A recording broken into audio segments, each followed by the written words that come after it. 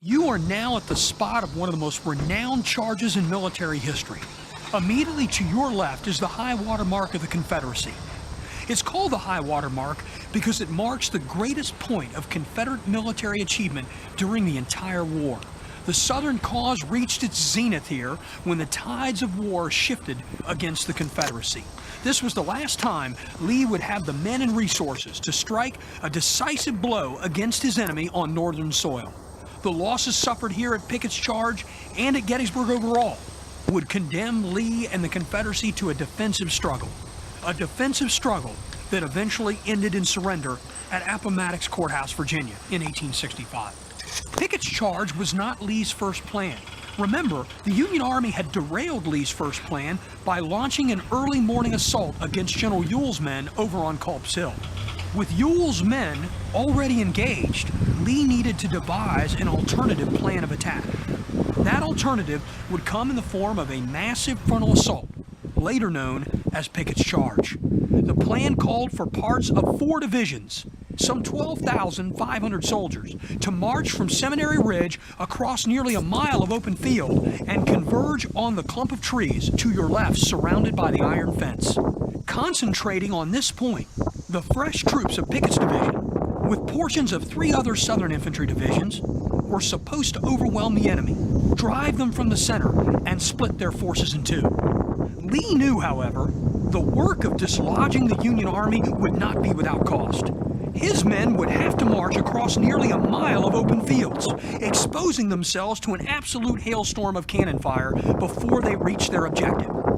In addition to the cannon fire, Meade's men lay behind a protective stone wall along Cemetery Ridge. So to aid his troops, Lee ordered what would become the largest cannonade of the Civil War up to that point. At approximately 1 o'clock in the afternoon of July 3, 1863, more than 150 Confederate cannons simultaneously began to blast the middle of the Union line. Shells were exploding in the air and landing all around where you were currently parked. There was hardly a place to hide. When the Union guns began to answer, the sound was deafening. In Baltimore, Maryland, over 50 miles away, the cannonade sounded like rolling thunder. Unfortunately for Lee, the cannonade would not achieve his goals. The smoke from the cannons made it impossible to see where the shells were landing. After several exchanges of cannon fire with the Union Army, Lee's gunners could not see that their shells were drifting back behind the main Union line of battle, leaving the troops in front relatively intact and prepared to meet the assault. Shortly after 3 o'clock, approximately 6,000 Union soldiers positioned in this area strained their eyes due west across the open fields to your left and suddenly saw a long gray line, nearly a mile in length, emerge from the wood line on top of Seminary Ridge, battle flags waving in the breeze. No one could help but to admire the courage of these men lined up in perfect rows. It was truly a spectacle to behold. Then, the great bloodletting began. Union gun crews had earlier ceased fire before their Confederate counterparts in an effort to save ammunition for this very moment. When the Confederates marched forward, the Union gun crews took careful aim and began firing shot and shell into their ranks with deadly impact. One Union gunner later recalled how a single shell felled 10 men. Huge holes were blown in the Confederate lines, and still they closed ranks and pressed forward. The momentum was too much for the Union cannons alone to stop. Soon, the entire middle of the Union line was literally ablaze. When the Confederates reached the Emmitsburg Road, directly to your left, thousands of Union muskets discharged at the same moment. For the next several minutes, the Confederates withstood fire from 6,000 Union troops and close-range canister fire. Visualize for a minute, if you will, what it must have been like to be on the receiving end of that terror. To give you an idea of how heavy the fire was, one of the fence planks along the Emmitsburg Road was examined following the battle. In one section, some 16 feet in length, Union soldiers counted 836 holes. That's how heavy the firing was. Virtually a wall of lead and iron. And yet, despite the carnage and the loss of men, the Confederates still surged forward.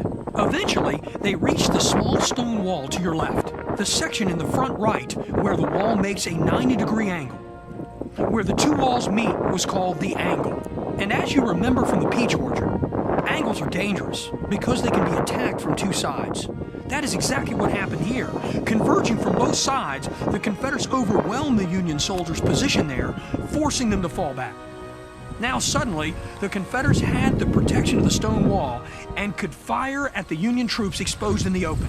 But the respite was short-lived. To stand any chance of success, they needed to move forward. And the man who led them into the throat of the Union line was Confederate General Lewis A. Armistead. With his hat perched on the tip of his sword, Armistead yelled to his remaining troops, "Give them the cold steel, boys!" And with that, he jumped over the wall and charged the Union troops stationed near the avenue where you were currently parked. This final desperate surge was not enough. Union soldiers crowded in on all sides, firing at point-blank range. Armistead was mortally wounded. Shot in the arm and leg, he fell reaching out for a Union cannon. The location where Armistead fell is today marked by the small granite monument next to the cannon in the middle of the angle. Soon after Armistead was wounded, the Confederate assault lost its momentum and began to disintegrate. Most of those who stepped over the wall with him were either killed or captured. Those who could tried to make their way back across the field of death, once again having to brave the musket and cannon fire on their path of retreat. Pickett's charge was one of the greatest charges in military history, and it had been an utter disaster. The casualty rate was staggering. In one of Pickett's regiments, it reached 92%. The loss in leaders was particularly painful. Of the 15 regimental commanders under Pickett in the assault, all were killed or wounded in the span of a single hour. Half the division was dead, wounded, or prisoners of war. And so the bloodiest battle on North American soil came to a close. By the time it was all over, the Union Army had lost approximately 23,000 troops. The Confederates somewhere around 28,000 men. The small town of Gettysburg and its 2,400 citizens would now have to deal with almost 10 wounded soldiers for each resident. The losses were staggering to the American public. But the Union Army, after a string of demoralizing losses, had met the enemy and defeated him resoundingly. The Battle of Gettysburg was over. The Union Army had something to celebrate this 4th of July. That evening, under the cover of night and a steady rain, the Confederate forces began their withdrawal back to Virginia. Lee could not afford to lose any more men on this campaign. For the next 2 years, he was forced to fight a defensive struggle that led to their surrender in 1865. Survivors of Pickett's charge would never be able to forget the terror of that day. One of the most moving accounts written about their experience comes from a man named Henry Owen, Captain Henry T. Owen of the 18th Virginia Volunteers. Owen would survive Pickett's charge and the American Civil War. 6 months after Pickett's charge, he was still deeply disturbed by a dream that plagued him. Describing the dream to his wife in a letter, he wrote he would find himself once again on the fields of Gettysburg. Far away to the front, I saw the dim outlines of lofty hills, broken rocks, and frightful precepts which resembled Gettysburg.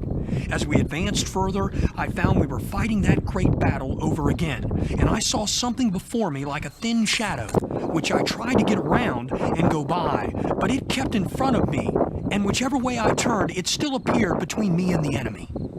Nobody else seemed to see or notice the shadow, which looked as thin as smoke, and did not prevent my seeing the enemy distinctly through it.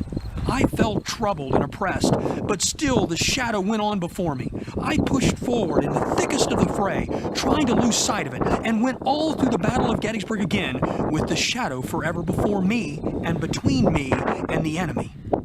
And when I came out beyond the danger of shot, it spoke to me and said, "I am the angel that protected you. I will never leave nor forsake you." The surprise was so great that I awoke and burst into tears. What had I done that should entitle me to such favor beyond the hundreds of brave and reputed men who had fallen on that day, leaving widowed mothers and widowed wives, orphaned children, and disconsolate families to mourn their fates? Well, we can say here that Henry Owen would not soon forget Gettysburg. I hope that you too will remember Gettysburg, that you will remember the bravery and the sacrifice of the men who fought here, both North and South. Thank you for letting me share the stories of the men who fought here on those 3 hot July days of 1863. I hope that you have enjoyed your tour of the battlefield and that you have learned the meaning of the word Gettysburg.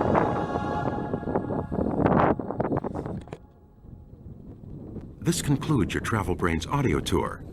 We encourage you to continue to explore and learn about the battle during your visit. One great way to expand on what you have just heard is to hire a licensed battlefield guide. Available for hire at the park's visitor center, a licensed battlefield guide can take you to any part of the battlefield and give you a more in-depth look at the conflict and the soldiers who fought here. You may also want to sign up for one of the park's guided hikes or walks. Hosted by a park ranger, the hikes are a wonderful way to see the battlefield up close.